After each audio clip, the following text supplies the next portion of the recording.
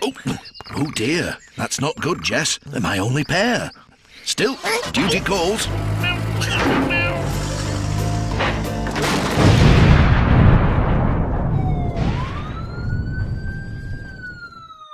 I used to be a postman, back when I was 18 or so. However, it was very much unlike being Postman Pat at all. For one, it was in a city full of miserable arses and not a quaint little village that housed about 4 boring old people. I didn't have a cat, and if the game is anything to go by, it didn't involve doing random menial tasks for people I wasn't being employed to do, and it didn't involve struggling to control the weirdest van in existence. Start turning hard as you can. Whoa, whoa, whoa, whoa, whoa, whoa, whoa! I got that job as a postman in spite of my horrific time with the ZX Spectrum version of Postman Pat as a kid. I could barely get anywhere in the damn thing. This was a period of time where games designed for kids were not necessarily designed for kids, especially kids who didn't bother to read, because there's a difficulty setting on the first bloody screen, and I didn't notice that until now, when I'm nearly 40. Look, the main point I'm trying to make is, kids are stupid and Postman Pat is hard. I wasn't even a particularly big fan of the TV show, so I've no idea how I ended up with this, but in much the same manner that I wasn't particularly into cars, but I really liked Turbo Esprit, I didn't really like Postman Pat, but I was kind of fascinated with the game. It was, for want of a better term, open world. It sparked the imagination. At least until I crashed and died and got fed up trying to work out what the hell I was supposed to do. Postman Pat holds no hands, which isn't the best way to lead preschoolers. They're prone to wandering off and getting themselves squashed.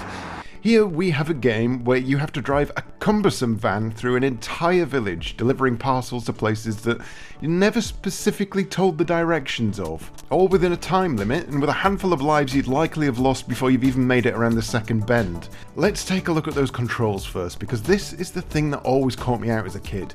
With a top-down view like this, you'd expect the car to control like many top-down racing games at the time. Accelerate, decelerate, clockwise and anti-clockwise. But no, whether they thought that this was too complicated for children or not, I don't know, but instead, you have cardinal directions that also only work if you have forward propulsion. So let's say Q for up, A for down, O for left and P for right. If I was facing to the right and I wanted to move up, then I'd have to start moving left or right first before it would allow me to make use of the turning circle to move up. But you also can't hold down multiple keys. The game just won't register anything but the first. So you have to quickly tap a direction to get the engine going, then switch to the direction you want to steer. If I've made that sound complicated, that's because even now, my brain and my fingers can't quite communicate this weird control scheme properly. But you know what? I'm going to go out on a limb here and say it absolutely makes the game. It's like taking the concept of Euro Truck Simulator and the long, pleasantly uneventful journeys that happen in that game, and then taking the control scheme of QWOP. You are, in effect, wrestling with your van at all times, constantly trying to reteach yourself how to drive the thing, because it is not intuitive.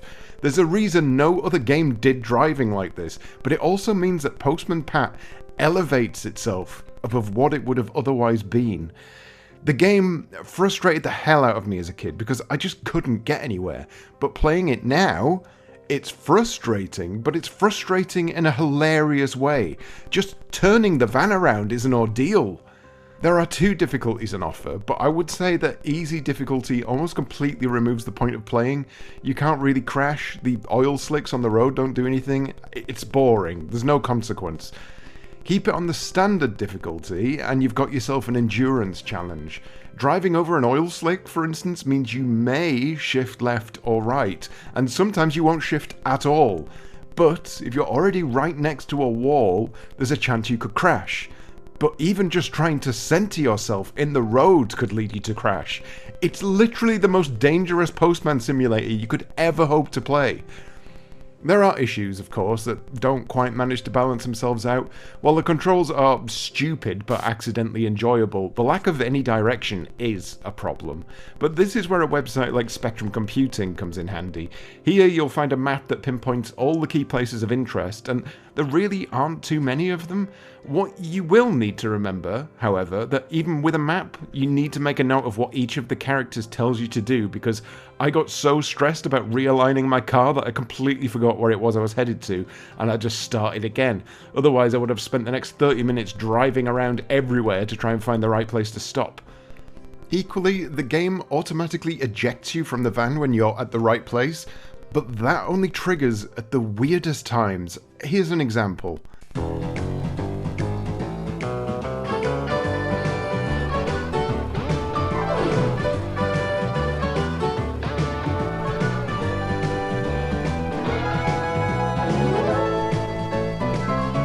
You're not just tasked with delivering post here, even though that's literally the job you're being paid to do. You'll often be tasked with going to pick up drugs from a chemist for some old bird who can't be arsed, or going to round up some sheep, even though you are definitely the person least qualified to do this. It adds a little bit of character and variety to the game, but ultimately, it all comes down to you in that van, that wacky, uncontrollable, stupidly designed van. Reviews at the time were pretty shit, as you can imagine, but I get the impression that was mostly due to the fact it was a licensed tie-in to a kids show. Most of the Your Sinclair review complains about how much they hate Postman Pat and all the merchandise, which, fair enough, but did you try doing a 3-point turn in your hilariously impossible to understand van, Your Sinclair reviewer? Postman Pat could have been any other run-of-the-mill tie-in, a shitty platformer or something that didn't even bother to tie up with the source material. But this hits different. It's thematically accurate, it's accidentally challenging in all the right ways, it's impressively big and open.